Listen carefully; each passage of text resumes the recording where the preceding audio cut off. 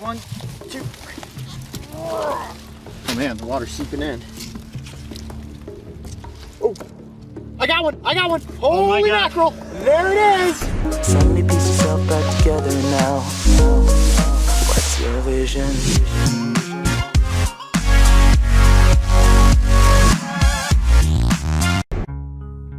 There's a famous song that goes, "Country roads take me home to the place I belong, West Virginia."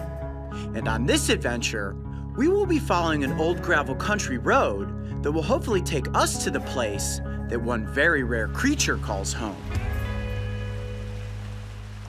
This is West Virginia. First time I have ever filmed in this state. Many creatures we can come across.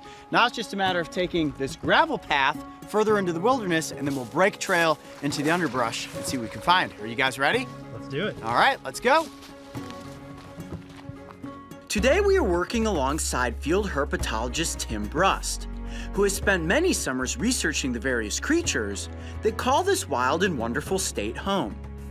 And while he specializes in reptiles and amphibians, today we are after one incredibly elusive crustacean that for now, we will simply call the blue crayfish. This is cool. We have a little stream system that is moving right through the middle of the forest. This is actually a great place to look for small woodland frogs and salamanders. Look at this. Most of the time you imagine crayfish living in streams and rivers. However, the species we are searching for today is a variety of burrowing crayfish that lives underground. They can be found in areas known as seeps, which are defined as a wet place where groundwater reaches the Earth's surface from an underground aquifer. Similar to the fully aquatic crayfish species, the burrowing crayfish also hides under rocks. So it was just a matter of flipping the right one. So, Tim, this is what's considered seepage. Here, Mark, take a look at this. See all this water here just in this low spot? Yeah. This is actually seeping out from the hillsides, right? Yep.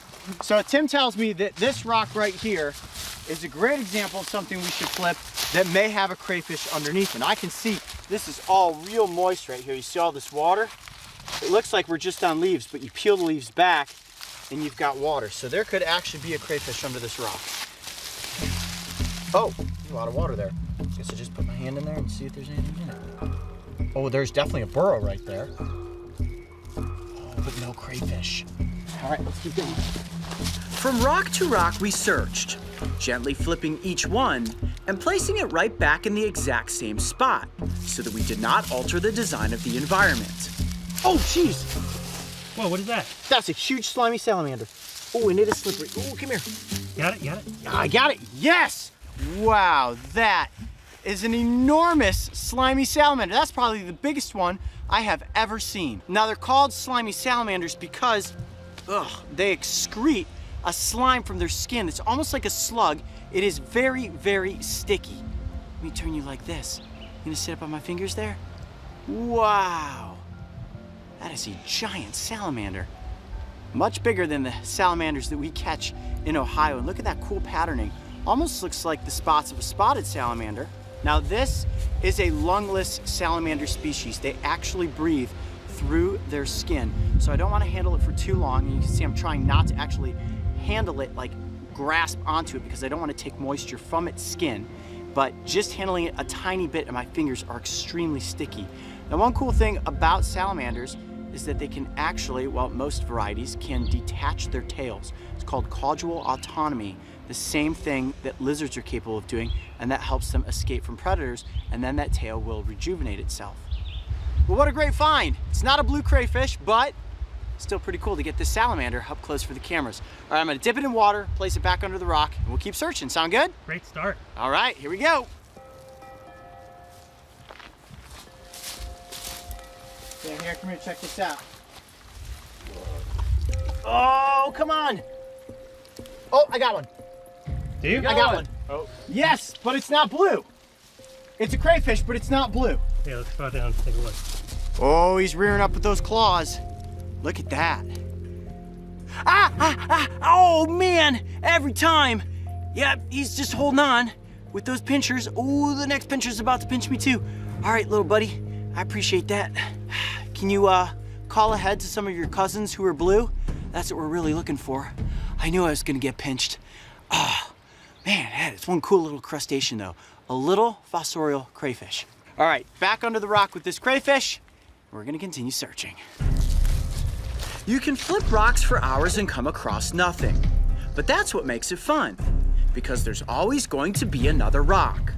And all it takes is flipping the right rock to uncover a jewel of the wilderness. I'm telling you guys, you're not gonna believe how blue this little animal is until you actually see it. Actually, this rock right here, before we walk past it, looks perfect. That's a huge rock. I think you could do it. Muscles, come on. Oh man, I don't think I can. You've been hitting the gym. I don't think I can lift that one. That's a two-hander. That's a weird beetle. You just even see if it's possible. Oh yeah. Oh, yeah, it's gonna be a whopper. Let's do it. That's a big rock right there. All right, here we go. I'm gonna lift it. You ready? 1, 2, 3. Oh, I got one. I got one. Holy mackerel. There it is. Whoa! That is a blue crayfish. I told you to go for that rock.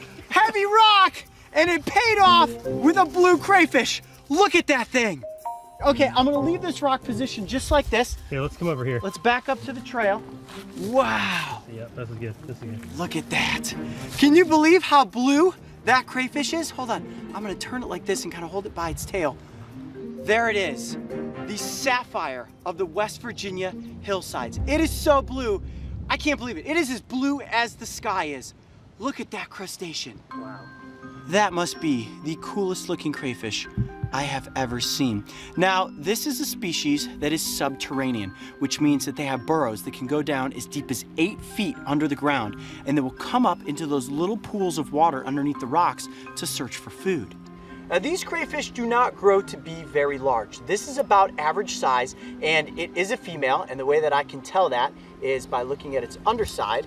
It does not have these little kind of grappling legs underneath there, where if it was a male, it would use to grasp onto a female. And I can also tell that this one has a regenerated claw. If you didn't know this, most crustaceans, especially crayfish, are capable of losing claws and then they regenerate them. So this claw right here is a little bit smaller than that claw. So at some point, a predator likely tried to eat it, it dropped its claw, and then it managed to escape. And now that claw is growing back. So I heard that these crayfish, they can actually drown in water. So if you found one of these, you wouldn't want to release it in the stream.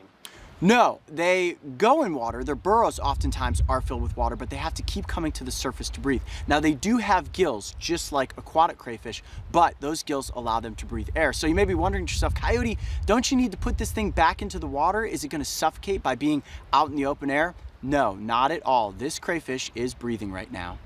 So Coyote, we actually need to get some data while we're out here, correct? That's right. It is possible that this is a new subspecies of this crayfish. Now, there are 2 recognized species, and it is possible that this one could be a third. So what we're gonna do is take some really detailed photographs and mark the GPS coordinates, and you never know, this may be a completely newly discovered crayfish. How cool would that be? That would be awesome. Do you think they'll let us name it? Ooh, maybe. And if we were able to name it, I would call it the sapphire crayfish, because in my opinion, this is a lost jewel here in the hillsides of West Virginia. Coyote Pack, what do you guys think? The sapphire crayfish? I like it. Well, I would say it was a pretty epic adventure today. We flipped over many rocks, we found salamanders, we found a brown crayfish, and then of course, the last largest rock revealed to us this little blue beauty. I'm Coyote Peterson. Be brave. Stay wild. We'll see you on the next adventure. The blue crayfish is one of the most uniquely colored animals we have ever come across. Its elusive nature and subterranean dwelling made it difficult to find, but in the end, the long search was completely worth it. As of the release of this episode, this subspecies of crayfish has officially been classified as a new discovery and is in the process of being described by scientists. And when it comes to the common name officially becoming the sapphire crayfish, well, that's still up for debate, and we are told there is a chance it may actually happen. So I'll continue to keep my fingers crossed. If you thought a brilliant blue crayfish was incredible,